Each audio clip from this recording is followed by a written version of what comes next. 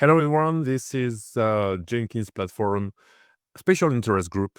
And today we're on September 9, 2025. Around the table, we have Kevin Martins and myself, Bruno Verheijen. So this could be a very small table. Anyhow, on the agenda today, I have to talk about Windows. That's not my cup of tea, but what do you want? It's something that some people use for Jenkins. Wow. We'll talk about Debian, Trixie, Debian 13, Java 25, and the usual suspect, the container image updates for controller agents and the work in progress. And if we still have some time, we'll talk about alternate platforms. Kevin, is there anything you would like us to cover that is not yet on the agenda?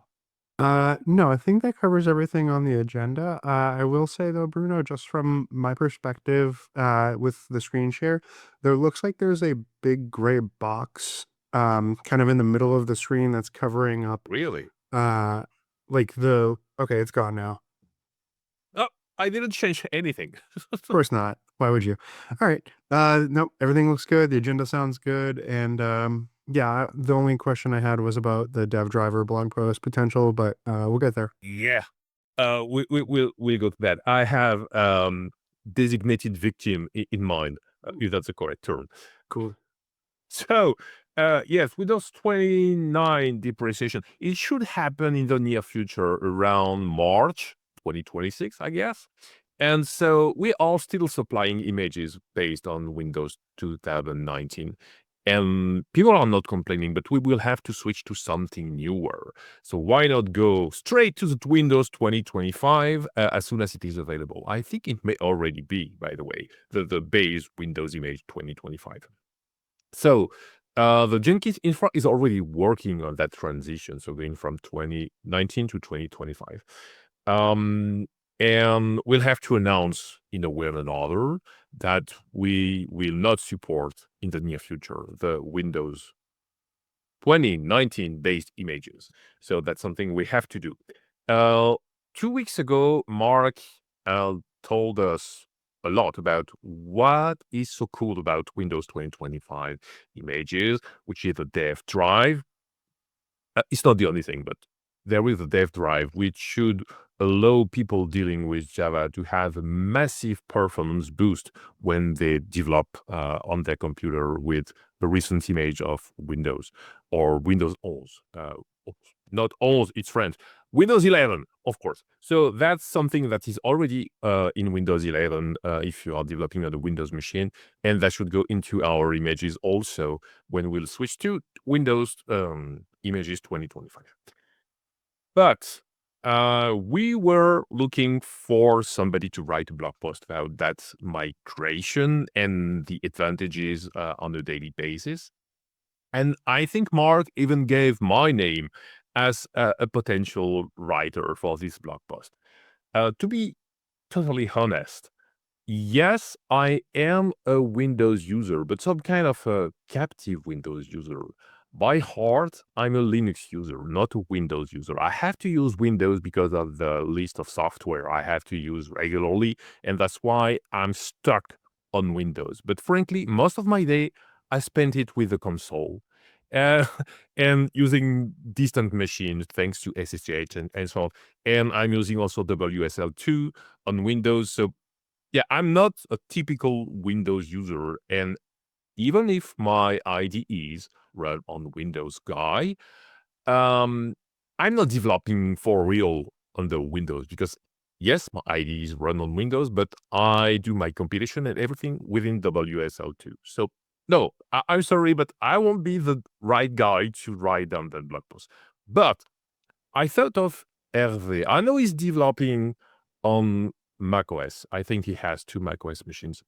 But in the past, he made so many modifications to the Windows Docker images for Jenkins that he must have a Windows machine somewhere. You just can't get all that knowledge without practicing on a regular basis. So Hervé, I don't know if you're listening or whatever. You're not part of the meeting, but frankly, we should get in touch with you So you can write a blog post about the advantages of migrating to Windows 2025 for a Java developer. Kevin, your thoughts? That's a really interesting point, and I hadn't thought of that. And I was aware of Hervé's usage of the Mac, so it wasn't front of mind for me. But no, knowing that and having that kind of background, it does make more sense to have to at least ask Hervé if he'd be able and willing to do something like that. I can check in with him and see Oh, how comfortable he would be with that, and if he would have the capacity to maybe put something together. mm, I'll try to sweeten the deal, and maybe like if you can give me like a real rough draft, I can do the literary magic sprinkles around it, and maybe just get it to the point where it needs to be. But yeah, that's actually a good idea. I can check in with Hervé if that makes the most sense, and see how he feels about it and go from there.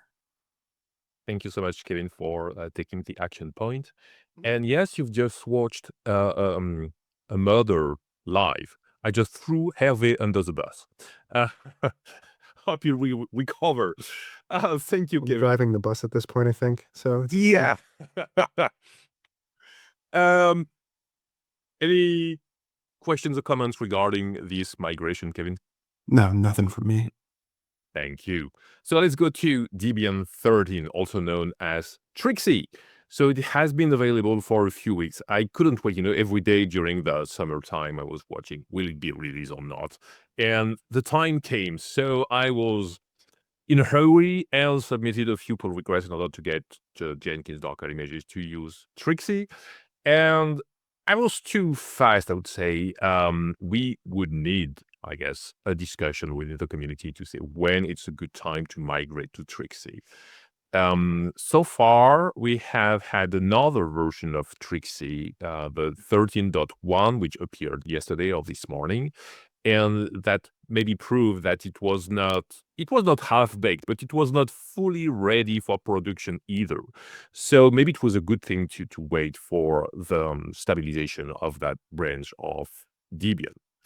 Nonetheless, one of the PRs already got accepted. I think it was for the Docker SSH, the SSH agent Docker image. So this PR has already been merged and it's ready to use. The tags, I think, are already available within Docker Hub. So if you ever want to evaluate it, you're free to go. And of course, the no, that's okay. That's the first thing we did. Now we still have to do that for the agent Docker image, and later on, after some discussion, I guess, within the community, we'll have to do so for the Jenkins controller. My first proposal was to have Trixie next to Bookworm and have the two of them working at the same time for the community so that people would be able to choose, evaluate, and then go back to Bookworm if things went ugly. But Mark said that in the past, we used to switch directly from a version to another and not keep the two at the same time. But we'll have to evaluate ourselves before doing so, and also asking the community when it's a good time to do so. That's why it may take some time before all the Docker images migrate to Debian Trixie. We'll see. More to come in the near future, I guess. Kevin, any comments or questions? Just thinking, since the discussion for the next LTS baseline's been happening in the dev mailing list, Oh, so yes. is the weekly already using Trixie in any way, shape, or form, or is it Uh, just not in place yet? It's not in place yet. It's just for the SSH agent. We haven't Okay. migrated to Trixie for the controller. And TeamChat gave us the idea of using a different branch, in fact, Mhm. for moving to Trixie and then, some kind of a stable branch. But that will change the whole way the repo works for the time being. So it's maybe a bigger change than just moving from Bookworm to Trixie. We'll see. But yes, we discussed that, I think, a few weeks ago. Should we, at the same time as we are migrating to JDK 25, Mhm. also migrate to Debian Trixie? So that's the breaking change, and Jenkins doesn't work anymore anywhere. We're thinking of it. All right. Yeah. Thank you. speaking of Java 25, so it will release next week. Time flies by. At least the version from Oracle. There is no guarantee that Tamarin, the one that we use, will be delivered the very same day. But it should be fast. Most of the time for the major architectures, it goes pretty fast after the official announcement. So we should see the new version of JDK coming to us in the coming weeks. So far, we've been playing with JDK 25, all the access binaries from Tamarin. So far, so good, but the tests haven't been extensive yet. I mean, we are just a few of us playing with that on a few plugins or on the core, but that's not a big movement for the time being. So it may work, it may not work. We'll see. If you are a plugin maintainer, if you want to give it a try, it's already available in your Jenkins file, where you already write something like build with JDK 11, 17, or 21. Now you can use 25, and you will have access to a build with an early access release of the JDK 25. So feel free to try it. For the timing, the early access releases are still partially updated by hand. All the scripts, the update CLI scripts, aren't written yet, and we'll do that when we have the general availability, release of the JDK 25. Then we'll have the standard, usual update CLI scripts, and so on to deal with these new versions. But for the time being, some of them are updated automatically, some of them manually. We'll see. Now, as part of our first tries with JDK 25, we are still trying to compile the top most installed 250 plugins with JDK 25. So we have a sheet somewhere which deals with the results. And you can see that for the time being, we are about 50% success without modifying anything to the existing Jenkins plugins.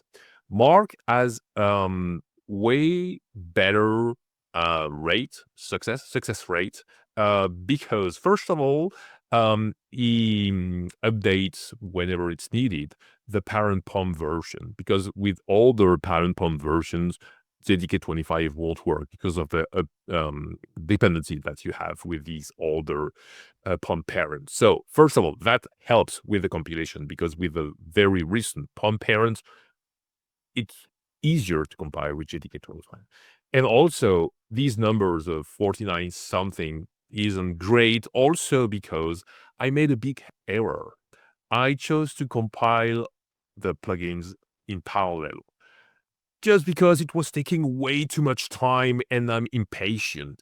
And some of the plugins say, no, sir, I won't compile at the same time as another plugin. I need your whole machine to do so. So they fail just because of that. So that number doesn't represent anything. So we should just maybe get rid of it, not think of it, or I should take some time to modify my script and go back to non-parallel processing of these plugins. Now, the community knows that we're about to start something this month or early October regarding this migration to JDK 25. We have something bigger than just this JDK 25 migration, which is called the Community Plugin Maintainers Proposal. So it's a group of people that will propose some PRs to a set of plugin repositories. And if and only if 2 weeks after the PR are proposed, nothing changes, the PRs are not reviewed or whatever, they may have the right to merge them by themselves if that is of any interest for the plugin life. So it's just our first try with this initiative. Maybe people will throw us rotten tomatoes because they're not happy with that. But there's an opt-out if ever a plugin maintainer would not like to deal with these evil people with superpowers. And that will be the end of it. But we'll just try with JDK 25 to start with this initiative to see where this goes. And I'm one of the lucky few which will be part of this initiative. Don't know what. We have also a recipe with the plugin modernizer, which helps with upgrading to JDK 25. So it's mostly a modification of the Jenkins file, but not only. We have also certain prerequisites before moving to JDK25. So it's running, it's working, but that's not the one we will use for the plugin maintainer initiative. We'll do everything by hand, also, I've been told, because we want some quality PRs. We don't want some automatic PR that may or may not have a PR body that explain way too many things that some of them may be not totally true. That's the deal with automatic updates. I don't mean that Plugin Modernizer does badly shaped PRs. I just mean that sometimes we have a generic PR body that may not represent the changes we've made. The PR body sometimes is way too detailed and talks about things that we didn't do because the repo was already mostly up to date. So that's why we will do it by hand. And the last thing about the JDK 25 is that we have a long-running PR for the Docker agent, so we can supply a JDK 25 Docker agent image. And it's long running because, not because it's complicated, but just because we're not in a hurry. As the JDK 25 is still in early access, nobody's asking for a Docker image with JDK 25, so we still have time. We don't need to rush things. Whoa, that was quite a long monologue. Kevin, is you still with us? Any question, comments, remark?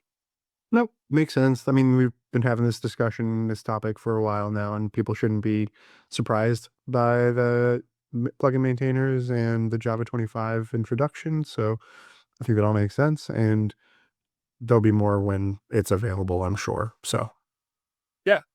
Thank you, Kevin. Yep. Now, on to the container image updates for the controller. So 3 weeks ago, we had the latest LTS released, and the next one will be next week, the day after JDK 25 release. Wow, what a week. And Hervé is the release lead, and it's progressing well, I've been told. Now, for the weeklies, the latest two ones, the latest being today, everything went fine as far as I know, and there is no major change. So the Hadamine version won't change anything for the end product. It's just something we use during the build. And the thing that could change something is just the slight upgrade of the UB9 version, just in case. For the Jenkins agents, let's start with the breaking change, because yes, I think I told you earlier in this meeting, we moved the Debian image base to Trixie instead of Bookworm. So if something doesn't work for you anymore, that's maybe why. Or maybe it's even better and works better than previously. We'll see. And of course, we also got the usual suspect, the dependency updates for Git and Bookworm before we moved to Trixie. And as I told also earlier, we moved also the version of Trixie Linux. So this one, I know this one is dated and doesn't tell us much, but it corresponds to the Debian 13.1 version. And so far, so good. I don't know if anybody is using this image yet, but yeah, we'll see. I haven't heard any complaint yet. As for the Docker agent now, so it's not ready yet for Debian Trixie. I only have seen the bump of the Git version for Windows, and the version of UB9 has been updated. Now, for the work in progress on images, so we have the move to Trixie, which shouldn't be merged in a very near future. And we have the long-running draft PR from Hervé, which is the Download War for mirrors. And for the Docker agent, we still have the install git LFS from repo instead of relying on the Linux distribution packages, which are vastly outdated. So that's something we want to recompile by ourselves. We also have the one we already talked about, the attribute for JDK 25. And we still also have the Debian Trixie for the Docker agent. And for the Docker SSH agent, nothing new under the sun. As we have still a few minutes, Kevin, would you have any question regarding the work and releases of the agents and controller. Yeah. No, I don't have any questions, Bruno, but I think it's more because it's not necessarily what I typically work on. So my knowledge is what I'm told and read about for the most part. Yeah, So cool. but it's very informative, very enlightening as to what's happening and what's being worked on behind the scenes with all of this. So thank you. Yeah. Appreciate that. Oh, thank you, Kevin. So we have some time to talk about what I called today the alternate platforms. So Gitpod, we used to recommend Gitpod for just about everything, just because it's so easy. There is no setup on the client side whatsoever. You don't have to do anything, and bam, you click on the button, and you have, in the seconds, sometimes minutes, depends if it has been precompiled, a working development environment. And for the Jenkins tutorials, it has been a lifesaver, I would say, because if you're I don't know. If you have a machine that is not capable of running Jenkins, frankly, you should upgrade because Jenkins doesn't need that much memory or CPU power. But whatever. Let's say that you have a machine that you can't install Jenkins, or because there are some, security regulatory things that don't allow you to install software on your machine. It also can happen. If you have a browser, then you can experiment with Jenkins because with Gitpod, you just click on the button and bam, suddenly you have a working Jenkins controller and agent capable of running a Maven project for some of them, Python, Go, Node, Android, and I think that's all. But that's all the things that are listed on the Jenkins IO website and on the repo that we have, which is called Quick Start Tutorial. So far, so good. It has been really helpful for example, students, or for people with very restricted machines, or for people with a very bad broadband access, I would say, not good network. Because whenever you have to download other dependencies and the Docker images, for example, wow, that takes a toll on your network. And with Gitpod, everything happens in the browser. In fact, it happens somewhere in the cloud, and in the browser, you only have the display working. So we've put that just about everywhere in the quick start documentation. And I also sometimes give some lectures in local universities. And we have some trouble with the network, of course, the proxies and so on. And these kind of things is a lifesaver. But I'm not so sure I fully understood their article, that blog post, but it looks like somehow Gitpod is sunsetting next month in a way or another. Frankly, I'm not so sure Gitpod will disappear as is for our GitHub repositories, or if we will have to pay or something. But it looks like lots of companies these days, they are pivoting to AI something. And maybe what we used to use will not be available in the near future. So my question was, should we move to GitHub Codespaces? Because it used to be, at least a few years ago, some kind of copycat of Gitpod, or maybe it was the other way around. You had just configuration file to write, and then automatically you had a working environment. And I just don't know if that will work the same way or not, and if you will use Gitpod. But if you do use Gitpod these days, maybe give a trial, read this article, and try to understand what's going on and what will be the consequences.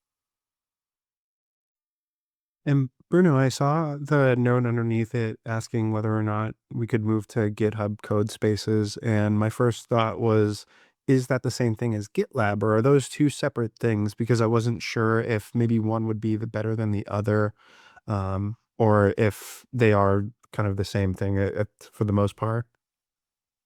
You say GitLab, right? Yeah, I'm a little bit more familiar with GitLab because it's been discussed in, like, terms of Google Summer of Code and other parts and, like, maybe some of the tutorials, if I'm not mistaken, but, um, that also could have been Gitpod that they were discussing in those, so Oh, yeah, I just wasn't sure if they're the same or not. because GitLab, as far as I know, is a development board. It's like Jenkins with some things embedded on top of it. So I don't know how this relates to GitHub Code Spaces. Got it. But yeah, maybe it was Git, but after all, I don't know. But yeah, last time I experimented with GitHub Code Spaces, it looked like it was there was no free option, which is a major bummer. But I have to experiment once more and see what's available.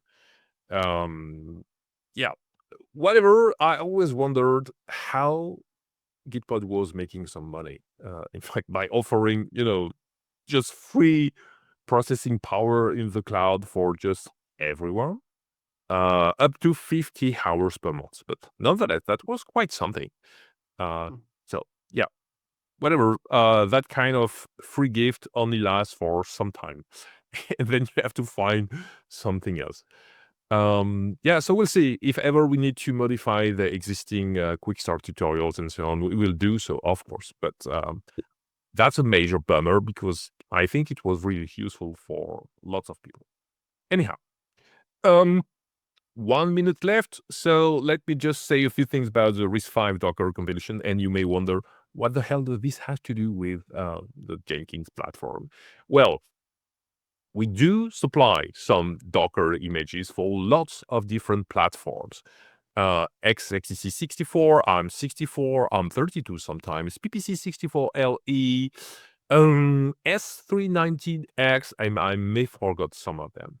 And so why shouldn't we try with RISC-V? I see it's becoming a more and more interesting platform, I would say. The problem we have is that Docker doesn't support RISC-V for the time being as a standalone program, software. You will find Docker in your RISC-V Linux distribution, but it's not one which has been bundled by Docker. It's something that distributions like Debian, Red Hat, whatever, they supply. Not Red Hat, of course, because they have Podman. But whatever. That's most of the time an old version of Docker. And if we want to make RISC-V a first-class citizen for Jenkins, we have to have something that works out of the box. Of course, you can build some RISC-V Docker images thanks to Docker BuildX on other platforms like your ARM64 Mac or my Windows x64 PC. But we'd like to have a recent version of Docker on RISC-V to try these produced images and to see if they are working well. We already know, we've been doing so for 2 years, that Jenkins itself can run on RISC-V with Java 21 to 25. We already know that, but we have to know that it's also working with Docker. And to do so, we have to have a recent version of Docker. That's why we are trying, from time to time, to compile a recent version of Docker on RISC-V. And so far we were kind of blocked because it's based on Debian. And you need Docker to build Docker, and it grabs lots of other Docker images to do so. And everything was stuck with Bookworm, which is not compatible with RISC-V. But now that Trixie is compatible with RISC-V, and that the Docker source code is moving slowly to Trixie, then it's progressing, and we're making also good progress on our side because we have to trick lots of things to apply patches and so on. But yes, maybe one day we'll be able to have a recent version of Docker and then Jenkins on Docker on RISC-V. Hope it's a good thing to have. And that's all that I had for today. Kevin, anything else before we wrap up? Nothing from my side. Thanks, though. Thank you so much for coming, Kevin, not Chris. Why Chris? My bad. Person doesn't know where me. It's okay. Yeah, yeah. Because speaking to myself, it happens regularly, but most of the time not recorded. So it's better. Thank you so much for coming. So the recording should be available from 24 to 48 hours, and we should see each other 2 weeks from now. Thank you so much for your time, and bye-bye. Thank you very much, Bruno. Bye. You're welcome. Bye-bye.